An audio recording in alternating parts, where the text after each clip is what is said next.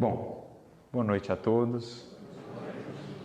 Que a paz do Divino Mestre Jesus possa nos envolver, nos acolher a todos, que nos sintamos infinitamente amados e bem recebidos pela sua misericórdia, que aqui nos acolhe para nos fortalecer, nos reanimar, alimentar a nossa alma de fé e de esperança, para que a gente vá ao mundo e possa, com essa força agora, amparado por Ele, semear o bem, semear a esperança e falar e viver o amor. É com esse intuito que aqui estamos reunidos em torno desse ideal, que é sempre o ideal do Evangelho, que é bem essa alma do próprio Espiritismo que se propõe justamente a revivecer, a trazer novamente ao mundo essa luz do cristianismo primitivo, essa luz pura da mensagem de Jesus. Então, que Ele possa nos abençoar a todos e que saiamos daqui mais confiantes no porvir. A proposta do tema que apresentamos para essa noite, ela é uma proposta, de certo modo, muito cara ao nosso coração, porque representa aí um pouco da nossa própria jornada em busca por enxergar e, mais do que isso, sentir o Evangelho do Cristo em uma dimensão mais profunda. Abrir horizontes e realmente enxergar esse Evangelho que ganha nova vida ao nosso coração. Muitos de nós, espíritas, hoje, temos aí uma longa jornada com o Evangelho.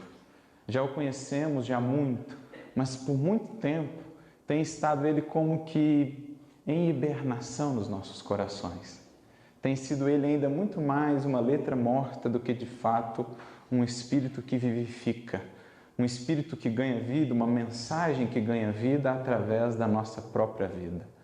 Então, uma das propostas centrais do Espiritismo, e algo que nós temos podido aos poucos entender melhor através do esforço do estudo e do esforço para a aplicação dentro de nossas possibilidades, é perceber como que esse Evangelho, na medida em que a gente vai se esforçando em compreendê-lo, em vivê-lo, vai ganhando uma nova vida, vai ganhando uma nova expressão diante do nosso olhar. Eu gosto sempre de uma fala que Narcisa traz ao nosso querido André Luiz, no primeiro capítulo do livro Os Mensageiros, quando ele começa ele próprio a fazer esse esforço para enxergar um outro evangelho que até então ele não conhecia. Conhecia ele do mundo, da sua última encarnação, o evangelho, de ouvir falar, as máximas de Jesus, mas era muito mais uma letra morta do que de fato esse evangelho redivivo, esse evangelho vivo, atuante, presente, transformador em sua existência. Então, quando ele começa a fazer esse processo de purificação íntima, quando, com auxílio das luzes que o mundo espiritual lhe trouxeram, através da doutrina espírita também, ele começou a largar horizontes, ele percebeu que as lições de Jesus como que começavam a sair do texto. Aquelas palavras como que começavam a penetrar, enfim, o seu mundo interior, como se fossem forças vivas. Então ele começa a ficar impressionado, como que ele passa a ter um novo olhar para a vida, para o Cristo, para as suas lições. E é então que Narcisa lhe diz: André, enquanto o homem se prende, se engolfa apenas em cálculos e raciocínios, o Evangelho, as lições de Jesus não lhe parecem senão um repositório de ensinamentos comuns. Palavras bonitas, chavões bem conhecidos que já viraram ditados populares, mas se fica apenas na superficialidade, não se consegue abarcar a profundidade do que ali está, porque falta profundidade em nós mesmos. Falta criar espaço interior para acolher em níveis gradativos a real dimensão do Evangelho que transcende em muito tudo o que nós possamos conceber. Então, na medida em que ele foi fazendo esse esforço, ele foi criando esse espaço interno, e por isso da mudança. E ela acrescenta: na medida, porém, em que se lhe despertam sentimentos superiores, ou seja, no esforço por realmente burilar o coração, ele vai percebendo que as lições de Jesus como que ganham vida própria e apresentam expressões antes desconhecidas da sua inteligência. Então elas ganham vida própria, na medida em que nos esforçamos por purificar o vaso do coração, o receptor dessa mensagem. E, portanto, ela conclui: na medida em que crescemos para o Senhor, os seus ensinamentos crescem também para nós. Essa frase resume esse evangelho vivo, ou redivivo, que o Espiritismo buscará trazer novamente, concitando-nos, impulsionando-nos nesse caminho de crescimento no Senhor, isto é, na vivência e nesse processo, num ciclo como se fosse, esses ensinos crescem cada vez mais para nós. Então a gente vai vendo que o Evangelho é como que essa fonte de vida, uma fonte de vida cada vez mais abundante. É ela esse alimento espiritual que, em menor escala ou parcialmente, havia sido apresentado antes por outros mensageiros, mas que em Jesus resplandece em toda a sua plenitude. É o Evangelho da luz máxima que a humanidade terrestre será capaz de abarcar, porque é a representação da vida daquele Cristo, daquele que assumiu o compromisso de educar a todas as almas que aqui estão e que passa a ser, para as coletividades terrestres, o próprio reflexo da luz divina. O próprio reflexo da luz divina. Se outros antes trouxeram luzes parciais, verdades relativas, em Cristo resplandece a luz do mundo. Como dirá Emmanuel no livro Caminho, Verdade e Vida, capítulo 133, se esses outros grandes missionários que antes vieram, a pedido dele ou enviados por ele em todos os tempos e em todas as culturas, eram como que satélites que traziam uma luz refletida ou refratada, no Cristo resplandece o sol da verdade. E o seu Evangelho, a sua mensagem, que muito mais do que o simples texto, é a sua vida, o Evangelho é a vida do Cristo e por isso ele é vivo, passa a ser esse sol espiritual alimentando toda a vida espiritual no orbe. Assim como toda a vida física no planeta é alimentada pelo sol, toda a vida espiritual em nosso planeta é por esse sol espiritual, através aí dos seus múltiplos mensageiros também. Por isso, no primeiro capítulo do livro Ave Cristo, nós vamos ver a referência ali do benfeitor Cláudio, quando dialogava ali com espíritos mais elevados, dentre eles Quinto Varro, dos personagens principais da história. Ele vai dizer: Cristo é o sol espiritual dos nossos destinos. O seu Evangelho é essa fonte de vida abundante para a humanidade, acessível a todos aqueles que a queiram incorporar, a todos aqueles que se esforçarem por abrir a janela da alma, a fim de que essa luz ali possa adentrar, trazendo-lhes vida crescente, vida abundante. É essa imagem, a figura do que seja, do que represente o Evangelho para nós. Mas, após a vinda do Cristo, após aquela luz que resplandeceu, sabia Jesus que, no transcurso dos séculos, aquele sol, a sua mensagem positiva, aquela luz profunda, haveria de ser aos poucos encoberta.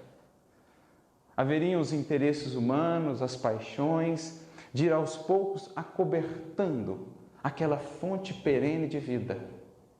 Haviam aos poucos de ir soterrando a sua mensagem sempre viva nos aspectos exteriores, nos interesses exteriores. Haveria como que de se eclipsar aquele sol. E no nosso modo de entender, é isso que ele, de certo modo, prenuncia no sermão profético.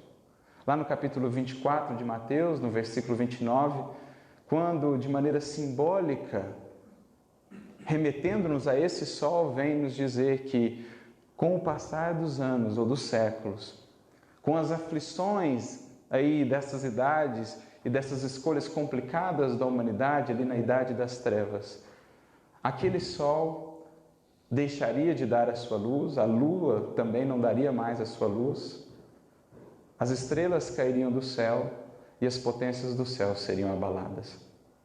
Se interpretarmos essa fala de Jesus ao pé da letra, parece-nos completamente sem sentido. Mas na medida em que vamos buscando esse sentido mais simbólico, sobretudo com as pistas que hoje o Espiritismo vai nos trazer, nós vamos vendo que mais ou menos era isso que ele queria nos dizer, que aquela fonte positiva de vida, o sol que resplandece, haveria de ser encoberto, eclipsado por aqueles que teriam a tarefa justamente de refletir essa luz. Porque é isso que a lua faz em relação ao sol. Reflete a luz do sol. Porém, quando a lua se sobrepõe ao sol, deseja ou almeja se sobrepor ao sol, perde ela a sua própria luz, como também bloqueia a luz do sol. Então a gente já vai vendo, entrevendo melhor o que Jesus queria dizer. Essa fonte de vida como que seria soterrada e as suas lições como que para muitos corações, por muitos séculos, permaneceriam como que letra morta, como que inativas, porque inacessíveis, porque encobertas por concepções humanas, porque deturpadas por interesses humanos e que haveria de um dia, ou seria preciso um dia, reviver, renascer. Daí o entendimento do Evangelho redivivo. É mais ou menos isso que nós vamos ver, por exemplo, numa fala muito interessante do próprio Cristo aos mártires, quando vem receber ali Lívia e os outros mártires do circo romano. Ele, em pessoa, vem lhes receber no mundo espiritual e tem uma fala muito interessante, complementando aquele sermão profético no qual falava das realidades do mundo no futuro, de todo esse processo de transição até um dia, aquele mundo em regeneração, o mundo pacificado. No capítulo 6 da segunda parte do livro Há 2000 anos, está lá essa fala do Cristo. Recomendamos aos amigos que possam ler depois. Tamanha profundidade e a riqueza das suas previsões, da sua fala. Aqui selecionaremos apenas um trechinho para tentar ilustrar esse caminho. Ele vai dizer assim: entre a manjedoura e o Calvário, tracei para as minhas ovelhas o eterno e luminoso caminho. O Evangelho floresce agora como a seara imortal e inesgotável das bênçãos divinas. Como o sol, que é essa fonte inesgotável de vida, de alimento para a humanidade terrestre, é o seu Evangelho essa fonte inesgotável das bênçãos divinas. Não descansemos, contudo, meus amados, porque tempo virá na terra em que todas as suas lições hão de ser espezinhadas e esquecidas. Então aquele Evangelho, aquela luz radiosa haveria de ser obscurecida, esquecida, lançada de lado ou encoberta por outros interesses menos dignos. Depois de longa era de sacrifícios para consolidar-se nas almas, a doutrina da redenção será chamada a esclarecer o governo transitório dos povos, mas o orgulho e a ambição, o despotismo e a crueldade hão de reviver os abusos nefandos da sua liberdade. O culto antigo, com as suas ruínas polposas, buscará restaurar os templos abomináveis do bezerro de ouro. Os preconceitos religiosos, as castas clericais e os falsos sacerdotes restabelecerão novamente o mercado das coisas sagradas, ofendendo o amor e a sabedoria de nosso Pai, que acalma a onda minúscula no deserto do mar, como enxuga a mais recôndita lágrima da criatura, vertida no silêncio de suas orações ou na dolorosa serenidade de sua amargura indizível. Então, prenunciava ele aos espíritos encarnados, como fez antes, ainda enquanto encarnado, aos discípulos na última ceia, que no futuro as suas lições haveriam de ser esquecidas. E já prenunciava ele também que justamente por isso haveria de enviar ou haveria de convocar novas forças a reviverem essa mensagem, soterrando o Evangelho na abominação dos lugares santos, e aqui Jesus começa a usar o linguajar do sermão profético. Essas expressões estão lá no sermão profético. Os abusos religiosos não poderão, todavia, sepultar o clarão das minhas verdades, roubando-as ao coração dos homens de boa vontade. Não poderão, por quê? Porque o alto sempre vigia, e haveria o momento de trazê-las novamente à tona, de tirá-las do sepulcro de onde foram lançadas, para trazê-las novamente à vida dos indivíduos como das nações, preparando, ou sendo dali por diante, o código moral do mundo futuro. Aliás, é isso que Kardec vai dizer no livro A Gênese, lá no capítulo 17, item 56, quando comenta esse sermão profético. Ele vai dizer desses dois pontos: a restauração do Evangelho na sua pureza primitiva e a sua divulgação nos aspectos morais essenciais da mensagem, que haveriam de ser os códigos morais da humanidade do porvir. É o que Jesus está, de certo modo, a prever. E olha só o que ele diz agora: quando se verificar este eclipse. Eu sempre ficava a me perguntar se essa palavra eclipse era uma palavra aleatória. Quando se verificar este eclipse da evolução dos meus ensinamentos, nem por isso deixarei de amar intensamente o rebanho das minhas ovelhas tresmalhadas do aprisco. Então, lembrando daquele sol que foi apagado e da lua que perdeu a sua luz, só tem um jeito disso acontecer: um eclipse. Um eclipse. Óbvio que um eclipse simbólico. O sol foi obscurecido. As instituições e os indivíduos que tinham o dever de serem satélites do sol a refletir a luz para a noite das consciências e da ignorância humana, sobrepondo-se ao sol, haveriam de apagá-lo, obscurecê-lo, um eclipse. Era o eclipse do Evangelho no culto exterior, nos interesses terrenos, como também vai dizer irmão X no livro Doutrina e Escola, capítulo 9. Qual palavrinha ele vai usar? O eclipse do Evangelho no culto exterior. O sol obscurecido pela lua, nós, as instituições e indivíduos que tínhamos a tarefa de refletir. Então veja como que um texto, isso é a beleza do estudo do Evangelho, esse é o Evangelho redivivo, não o Evangelho preso às limitações do dogma, não o Evangelho preso às limitações do fanatismo, não o Evangelho preso à incompreensão humana, uma explicação sem sentido, o Evangelho que ganha vida, porque agora acolhe esse sopro renovador, uma reflexão mais abrangente. Jesus mais adiante acrescenta: quando isso acontecer, o que vai acontecer?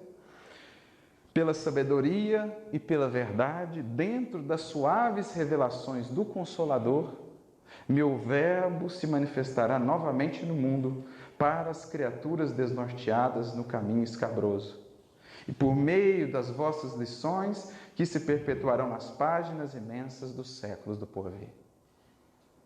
Quando assim acontecesse, portanto, era a tarefa do Consolador reviver, trazer novamente esse sol a todos. Dar nova vida, um sopro renovador à mensagem do cristianismo, do Evangelho Redentor. Como disse Jesus no texto, lá no sermão profético, quando isso acontecer, o sol se apagar, a lua deixar de dar a sua luz, o que iria acontecer? As estrelas cairiam do céu e as potências do céu seriam abaladas. E aí a gente entra no prefácio de O Evangelho segundo o Espiritismo.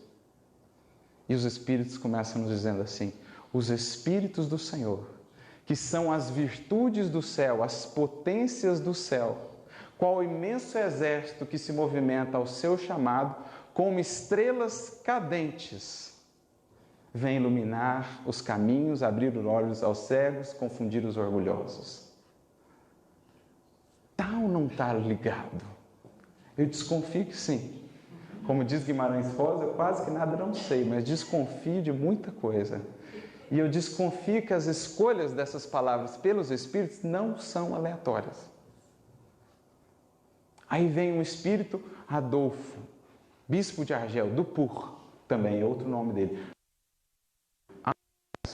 E na Revista Espírita de fevereiro de 1868, ele tem uma mensagem chamada As Estrelas Cairão do Céu, em que ele vai falar assim: essas estrelas que no sentido figurado anunciavam os puros espíritos que viriam anunciar sobre as ruínas do velho mundo o novo advento do Filho do Homem, o retorno da mensagem do Cristo. Então veja, aquela fala ganha um novo sentido. É agora o Evangelho redivivo através da proposta do Consolador, que vem desentranhar a mensagem do Cristo de todas essas criações humanas, arrancar dessa seara todas as plantas que ali foram colocadas, separar o joio do trigo e trazer essa fonte de vida agora rediviva aos corações e ao futuro. Por isso o Evangelho é redivivo e por isso logo na introdução do Evangelho segundo o Espiritismo, já ao final da primeira parte, dirá Kardec, a lei evangélica, desde o momento em que pôde se estabelecer de modo mais abrangente, mais universal, essa interação de nós com o mundo espiritual não será daqui por diante mais letra morta. Porque os homens daqui por diante poderão melhor compreender e se sentirão impelidos incessantemente a viver essa mensagem. Porque as vozes do céu, os Espíritos, são mesmo aquelas vozes do céu que vêm convidar os homens a de fato viver aquela mensagem. Não será mais letra morta, será agora redivivo, novamente vivo, atuante. Então essa introdução é só esse processo, é entender onde o Espiritismo aí se encaixa e por que nos dirão os Espíritos ter essa tarefa de revivecer essa mensagem, de ser esse cristianismo restaurado, esse cristianismo renovado até pelas novas compreensões que irá trazer, com as novas revelações que se constituem como que chaves que nos dão acesso a novas dimensões do Evangelho. Agora a gente realmente vai poder entrever um pouquinho melhor qual seja a dimensão do que está em simples falas, naquelas simples falas de Jesus. Os próprios Espíritos dirão ser essa uma das suas tarefas principais. No Livro dos Espíritos, na questão 627, é exatamente o que eles vão nos dizer. Kardec pergunta, mas se Jesus já ensinou-nos as leis de Deus, o que vocês têm a nos dizer? De novo. Então eles vão dizer justamente isso. Explicá-las, ampliá-las, renovar aqueles conceitos e interpretações já consolidados para abrir novos horizontes. Tornar agora o entendimento do Evangelho mais acessível, para além das alegorias, para além do simbolismo. Torná-lo agora mais próximo de vós, portanto mais aplicável. Mais aplicável. Porque o intuito de Kardec em elaborando, por exemplo, a obra Evangelho segundo o Espiritismo, ensinando-nos a desentranhar o espírito da letra, a extrair a moral para além dos simbolismos e dos atos comuns da vida do Cristo, é justamente esse. De mostrar que muito da grande dificuldade em viver a mensagem é por ainda não podemos compreender realmente a sua profundidade, a sua dimensão. Trazendo-a agora mais acessível, mais próxima de nós, favorece também a sua aplicação e, por conseguinte, o que ela traz àquele que se esforça por fazer. Mais felicidade, mais paz, mais serenidade, porque isso essencialmente é o que o Evangelho de Jesus representa. Esse caminho de autoconhecimento, não uma jornada de alguns breves momentos, não apenas uma jornada de uma encarnação, mas adentrar uma caminhada, um infinito processo de ascensão em que Jesus será o nosso guia. Esse é o objetivo que ele inaugura com o Evangelho segundo o Espiritismo, ajudando-nos a extrair esse espírito da letra. E o que o Espiritismo vai nos trazer em termos de chaves, de novas revelações, vão realmente dar agora o tom do que é esse Evangelho para a espiritualidade superior. Do que realmente estavam ali, ou está ali naquelas lições, e que a grande maioria das consciências não consegue ainda aprender. Para que tenhamos uma noção, me recordo aqui de um caso que está no livro Obreiros da Vida Eterna, o caso de Asclépios. Capítulo 3, André Luiz está ali com alguns coordenadores de trabalhos no mundo espiritual, esses coordenadores viriam à Terra para coordenar trabalhos. Um iria auxiliar um asilo, o outro iria auxiliar um trabalho com crianças, e eles queriam ali passar por um processo de orientação espiritual, queriam tirar dúvidas sobre as dificuldades do trabalho, sobre os desafios. Então eles vão para um ministério dedicado a isso, à interação com as esferas superiores, um ambiente em que a disciplina mental era essencial a fim de que esses espíritos pudessem se manifestar. O indivíduo lá, o coordenador do trabalho, traz até umas reflexões bem fortes com relação à conversação e a importância de se conservar uma conversação elevada para que pudesse criar a psicosfera para tanto. Então tem todo um cuidado ali e aí de repente André Luiz é chamado e os demais a estarem diante de um quadro. Ele fica olhando aquele quadro, começa a ver uma paisagem naquele quadro e ele... Então o coordenador dos trabalhos fala: agora eu quero que vocês comecem a plasmar algumas coisas nesse quadro, uma paisagem. Então pede para um fazer a árvore, o outro faz os arbustos, o outro faz um laguinho lá, e o André Luiz ficou com a grama.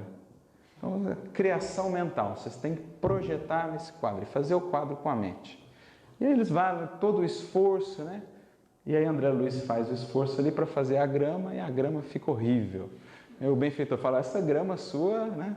Tá de brincadeira. Tenta de novo, faz aí, né?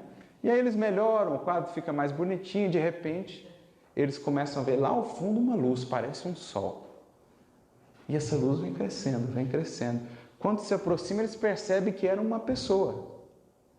Tinha um formato de uma pessoa. Quando chega perto, eles percebem que era o benfeitor. O benfeitor que eles estavam esperando apareceu dentro do quadro, porque era tal nível de desmaterialização desse espírito que só assim ele conseguia se manifestar ali. Com o auxílio de médiums que estavam ajudando ele a aparecer dentro do quadro do tronco para cima. Então esse benfeitor chega e André Luiz repara que ele estava com uns pergaminhos embaixo do braço. E aí o benfeitor, o coordenador ali, abre para cada um apresentar suas dúvidas. E cada um vai falando das dificuldades, das lutas, da ingratidão e tal, e vai soltando. E o indivíduo ouve com paciência, com acolhimento.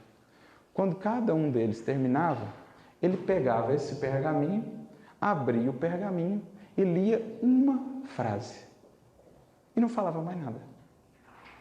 O André Luiz que criou até um clima de constrangimento, porque eles não estavam muito acostumados com respostas assim tão diretas e tão francas.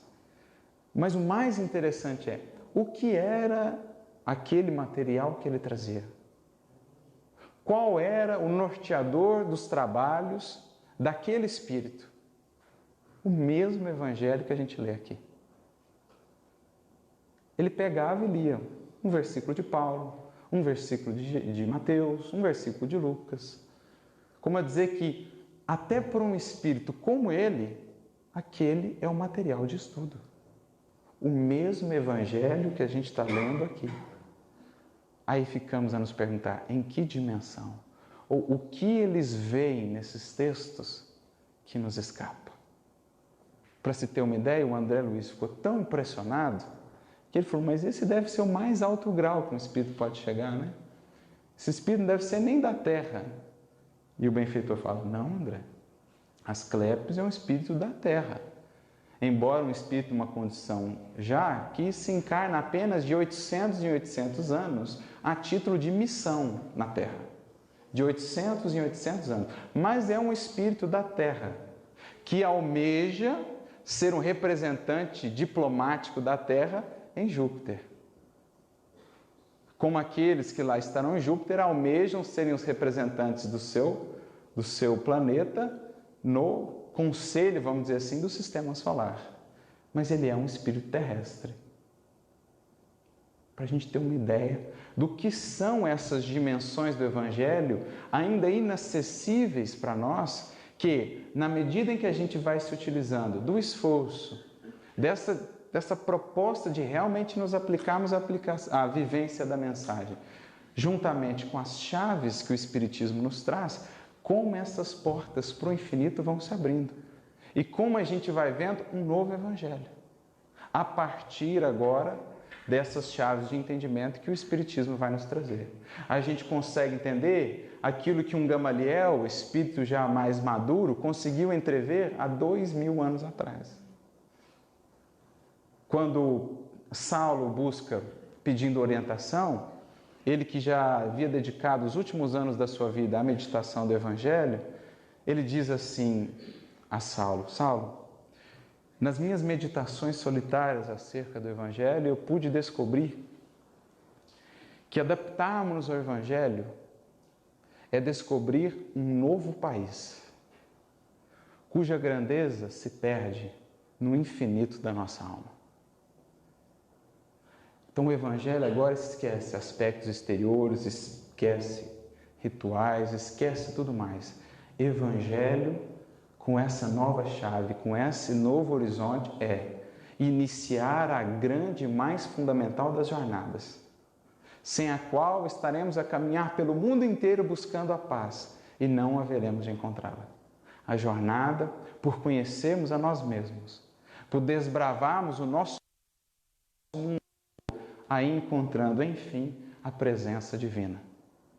Jornada que inicia-se agora, ou iniciou-se a partir do momento em que aceitamos o convite, mas que não tem data para acabar, porque é eterna. Cristo haverá de nos guiar nessa jornada, mas nós estamos apenas a começar, no simples entendimento da mensagem, até que um dia ela possa vibrar em cada aspecto do nosso ser. Então nós estamos em início de jornada e isso o Espiritismo vai nos ajudar a fazer, a melhor entender para que a gente possa caminhar com mais segurança. Como define muito bem também Alcino no livro Renúncia, o Evangelho é um vasto caminho ascensional, a cujo fim não atingiremos legitimamente sem o conhecimento e aplicação de cada detalhe. Então, se estamos ainda distantes da aplicação de cada detalhe, estamos ainda também distantes do conhecimento de cada detalhe, mas é por aí que nós começamos.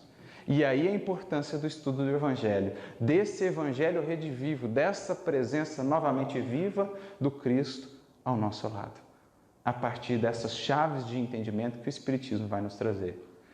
Por isso, Emmanuel, no livro Doutrina de Luz, capítulo 13, quando vai falar desse processo de resgate das lições do Cristo, de todo esse soterramento, de todo esse eclipse das nossas incompreensões e interesses mesquinhos, vai dizer que o Livro dos Espíritos inaugura ou representa a chave do cristianismo restaurado.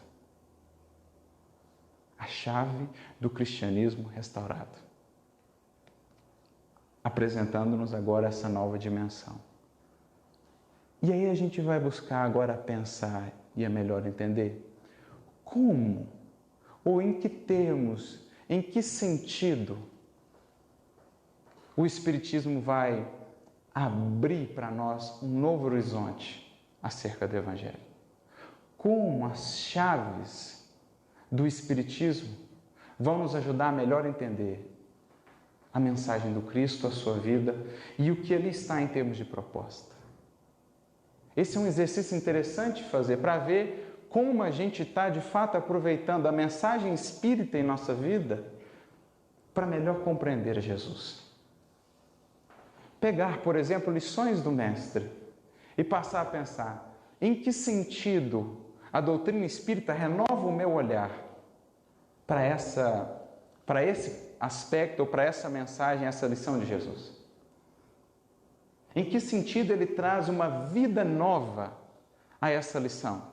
Porque me revela um aspecto novo, algo que eu não tinha pensado, como ele abre esses horizontes da vida eterna para mim. Então tem uma mensagem de Emmanuel em que basicamente ele vai se dedicar a fazer justamente isso. Ele vai nos convidar a olhar o Evangelho a partir da ótica ou das lentes que o Espiritismo nos trouxe. Isso a gente pode fazer com cada lição de Jesus, porque não só o Evangelho, ou melhor, o Espiritismo vai nos renovar o entendimento acerca do Cristo e da sua mensagem, como do próprio Criador, como da própria vida. O Espiritismo é de fato esse consolador, esse revelador, ou aquele Espírito de verdade que haveria de nos conduzir a novas dimensões da realidade, como prometido pelo próprio Jesus, confirmando o que ele disse, explicando o que não podemos entender e revelando algo mais, nos levando um pouco mais além. Não só no que diz respeito à própria figura do Cristo, como a figura do Criador, o Espiritismo vai nos mostrar um novo horizonte. Como diz Kardec no livro A Gênese, também mais uma vez, o primeiro capítulo do livro A Gênese é um primor. Kardec ele mostra toda a sua capacidade argumentativa de síntese. Ali nós temos o Kardec educador. Como ele vai construindo o raciocínio, a cadência das reflexões, o encadeamento lógico, é um primor. Quem puder ler, está lá, Caracteres da Revelação Espírita. Lá no item 41, ele vai dizer: longe de negar ou destruir o Evangelho, nunca foi nem nunca será esse o sentido, é o Espiritismo, ou tem o Espiritismo essa proposta de trazê-lo novamente. Então, longe de negar ou destruir, o Espiritismo vem confirmar, explicar e desenvolver as lições de Jesus. Então, confirmar, como nos dizer que tudo que ele ali falou e fez tem um sentido, tem um propósito. E se não entendíamos é porque ainda nos faltavam as chaves para entender, por isso ele vem explicar. Tornando aquelas passagens que pareciam ininteligíveis, inteligíveis. Um exemplo, nós aqui trouxemos para exemplificar essa passagem do Sol e da Lua. Se nós fôssemos interpretar ao pé da letra, ficaria meio estranho perante as leis do cosmos. Mas agora a gente consegue entender. Então, aquilo que era ininteligível, ou mesmo que parecia inadmissível, percebemos que só o era em aparência, porque nos faltavam os elementos para alcançar a essência. Por isso explicar. E mais do que isso, desenvolver. Com as revelações que o Espiritismo traz, ele vem mostrar que aquelas lições de Jesus, em germe, já traziam realidades outras que naquele tempo nós não podíamos suportar, como ele mesmo disse. Então ele vem desenvolver. Por isso Kardec conclui: agora o Cristo não nos parece mais apenas um filósofo. Mais do que isso, ele se apresenta de fato como um Messias divino. Porque o Evangelho ganha uma dimensão tal de beleza e profundidade que a gente começa a entrever melhor quem de fato foi e é Jesus Cristo, Jesus de Nazaré. Recolocando-o na sua posição devida, não o Cristo deificado, nem o Cristo tão humanizado, mas o Cristo como esse arquétipo, como esse ser humano ideal, porque já perfeitamente harmonizado com as leis divinas. Então ele o coloca na posição que lhe é devida. Não alguém deificado, mas um espírito muito superior que lá chegou porque percorreu a jornada. E justamente por isso volta para ensinar, para nos ajudar a servir de referencial, modelo. Então é um Messias divino, não mais um filósofo, não mais só um cara legal, não só um homem de bem. Jesus é mais do que isso. Não Deus, mas também não tão humano assim. É o Cristo, o referencial do ser humano realmente como imagem e semelhança do Criador. Então é isso que o Espiritismo vai fazer. Nessa mensagem, que se chama Perante Allan Kardec, está no livro Irmãos Unidos, capítulo 18, Emmanuel vai pegar frases de Jesus e vai mostrar como que o Espiritismo alarga os horizontes de compreensão de cada frase. Poderíamos estender isso a cada gesto de Jesus, a cada acontecimento do Evangelho. De fato, como alcançar, por exemplo, toda a dimensão da relação de Jesus com aqueles que no Evangelho eram chamados de demônios ou os espíritos obsidiados, sem melhor entender a dinâmica da mediunidade. Como entender os atributos divinos do Criador que Jesus vai nos trazer, justiça, misericórdia, bondade, se limitamos a nossa visão a apenas a brevidade de uma experiência terrestre. Como conciliar o atributo da justiça do Criador com uma visão tão estreita acerca do que é a vida. Então, cada uma dessas revelações, mediunidade, reencarnação, pluralidade dos mundos habitados, vão ampliar horizontes. Como pensar num Deus, no Criador cósmico, o Criador dos infinitos mundos, que se importará mais com as vestimentas com o que eu adoro, com a maneira formal ou exterior com que eu adoro, do que com os sentimentos. Como conceber que o Criador do infinito, das muitas moradas, infinitas moradas que há em sua casa, haverá de estar mais preocupado com o que é transitório do que efetivamente com o que é eterno? Então não dá mais. As chaves vão ampliando e a gente vai tendo do próprio Criador essa visão mais abrangente, não mais o Deus da terra, não mais o Deus da humanidade terrestre, não mais o Cristo só da terra. Pensamos agora em termos cósmicos, entendendo que para cada planeta, nas muitas moradas da casa do Pai, existirá um desses coordenadores. As coisas se ampliam. A frase, por exemplo, há muitas moradas na casa do meu Pai, a própria ciência que o Espiritismo incorpora, aquilo que ela trouxe de contribuição, haverá de ampliar em muito esse entendimento. Ora, pensemos apenas em termos materiais. Qual não é a casa do Pai que hoje os nossos recursos tecnológicos nos revelam?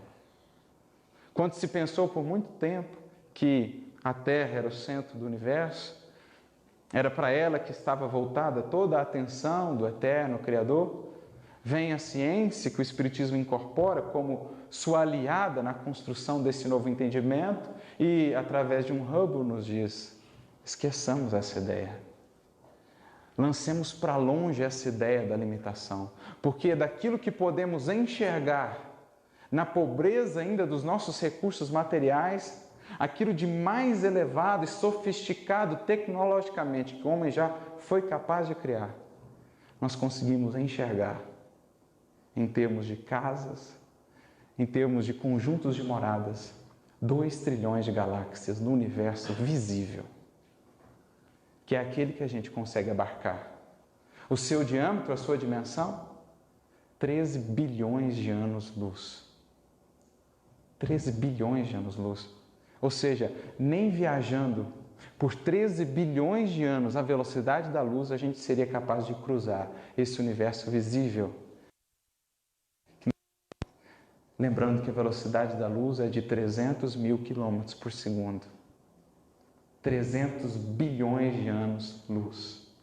Se ela percorre 300 mil quilômetros por segundo, quanto que ela percorre em um ano? Isso é um ano-luz.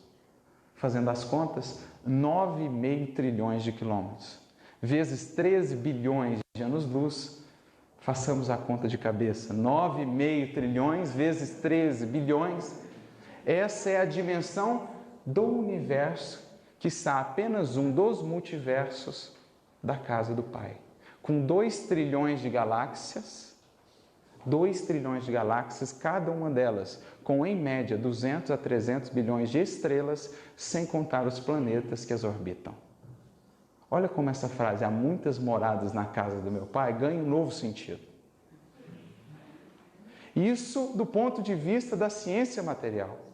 E se acrescentarmos aí a ciência espírita, que nos mostra que em cada uma dessas esferas, dessas estrelas, dessas galáxias, ainda a realidade espiritual, em múltiplas esferas da vida, cada uma repletas de vida. Cada uma repletas de vida. A começar pela nossa própria, tem 7 bilhões de encarnados, tem por volta desse, segundo Emmanuel, 21 bilhões de desencarnados. Pululando aí nessas múltiplas esferas de vida.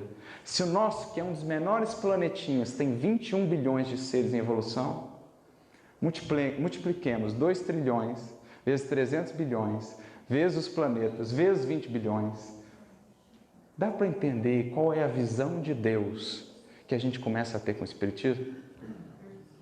Dá para entender por que o Chico pediu para voltar para casa e tomar um cafezinho quando o Emmanuel começou a levar ele numa viagem espacial? Ele falou assim, chega, eu quero voltar para o meu chinelinho e para o meu cafezinho. Porque ele começou a ver isso. É uma coisa totalmente diferente. Não dá para conceber que o Criador de tudo isso se prenda às mesquinharias humanas. Como? É tão grandioso. É uma visão mais próxima de Deus, mas ainda infinitamente aquém do que Ele é. Como dizem alguns, para além do infinito começa Deus. Então, para a gente entender esse Criador, o que Ele é, a gente tem que caminhar muito. E é isso que o Espiritismo vem nos ajudar a fazer, com essas chaves. Como entender, por exemplo, as curas de Jesus, se eu não entender um pouco melhor de mediunidade? Mais do que isso, se eu não entender, por exemplo, o conceito como fluido cósmico universal, que é a matéria primordial de todas as formas de matéria. Como é que eu vou conceber que um ser é capaz de refazer os ossos de outro ser? Jesus pegava um coxo de nascença, Jesus pegava um paralítico de nascença e fazia esse homem voltar a andar. Como é que ele fazia isso? Está entendendo por que ele falava, não podeis suportar agora? Porque imagina se ele começa a falar. Nem a medicina estava começando, estava engatinhando na época. Imagina se ele vai falar, não, é porque eu refiz aqui, eu usei o fluido cósmico universal, densifiquei aqui esse fluido cósmico universal, fiz a matéria, manipulei ela e formei novamente. Pedro ia falar assim, tu me amas, Senhor, né? Tu me amas? O que você está falando? Essas são as chaves que o Espiritismo traz, para entender que o que ele fazia em nada fugia das leis divinas, porque seria um contrassenso. Que para mostrar a sua grandiosidade e poder, precisasse ele quebrar as leis daquele que é a perfeição absoluta, que é a sabedoria infinita. Seria uma contradição com a qual a ideia de Deus não poderia conviver. Nenhum filósofo poderia conceber essa quebra.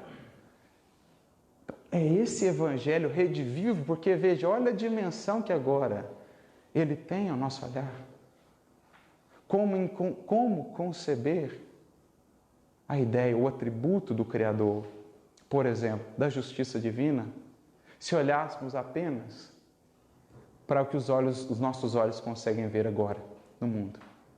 Com vidas marcadas desde a mais tenra infância, pelas lutas, pelo sofrer, e outras agraciadas, entre aspas, com uma vida mais tranquila, da infância ao envelhecer. Como conceber? E isso é um ponto importante que Kardec vai trabalhar no livro A Gênese, no capítulo 2, que é fantástico, quando ele fala de Deus. Ele vai dizer que uma das maiores contribuições do Espiritismo é justamente trazer essa ideia dos atributos do Criador, porque eles são o critério infalível para que analisemos cada ideia, cada filosofia, cada doutrina. Vai dizer ele, tudo o que tenda a diminuir qualquer um dos atributos de Deus não pode estar com a verdade. Não pode estar com a verdade. Porque eles são o critério. Deus, sendo Ele suma perfeição, não pode se contradizer. Portanto, seus atributos têm de ser sempre mantidos. Então, se Ele é perfeitamente justo, como é que eu vou conceber a perfeita justiça de Deus com as disparidades assombrosas que vemos no mundo? Como? Falta uma equação, ou melhor, falta uma variável na equação, sem a qual ela não tem solução. É a variável da reencarnação, em que a vida agora é entendida não nesse breve espaço, mas num contínuo, em que se seguem em condições de solidariedade momentos aqui na matéria, momentos do mundo espiritual, em que o que aqui fazemos agora repercute nas próximas experiências. E é nesse contexto abrangente de vida que a justiça divina se efetua imparcial, indefectível e misericordiosa. Me recordando aqui do nosso querido Eurípides Barçanufo, que pôde muito bem perceber o que era esse evangelho redivivo. Ele que, desde muito cedo, sempre gostou muito dos estudos evangélicos. Naquela época, no Brasil, o evangelho era acessível a muitos poucos, mas como ele era muito amigo do padre, o padre lhe deu uma cópia, e isso está lá ainda, a gente pôde ver a cópia que lhe foi dada, um negócio desse tamanho assim do evangelho. E ele gostava muito daquilo, mas por mais que pudesse ler na sua antiga concepção religiosa, ele não conseguia entender as bem-aventuranças. Porque ele pensava, Jesus não pode mentir. E ele promete ou diz que são bem-aventurados os aflitos, mas olha o que a gente vê ao nosso redor. Então ele não entendia isso. Tinha o senhor Mariano, que havia se tornado espírita. Eurípides Barçanufo vai tentar convencê-lo a desistir daquela ideia, largar aqueles negócios para lá. E eles começam a debater Eurípides com uma visão, uma capacidade intelectual muito acima do tio. Uma hora ele chega e diz, olha, eu não dou conta de debater com você, mas tem alguém que vai conseguir. Pega e dá um livro de Leon Denis para ele, depois da morte. Conversa com esse cara e ele vai te esclarecer. Eurípides começa a ler de noite, de manhã já tinha abalado todas as suas bases de entendimento. Foi à Fazenda Santa Maria, já prestes a se converter, chega lá pensando assim, bom, esse negócio parece interessante, né, o tal do Leon Denis, mas eu vou fazer aqui a prova dos 9. Ele não tinha avisado que ia na reunião mediúnica do seu tio, na fazenda. Pegou o cavalo, foi com um amigo, quando ele chegou lá, entrou, olha aqui, já estavam seus 2 lugares esperando aqui, ó. Bezerra tinha nos avisado que você viria, Eurípides, seja bem-vindo.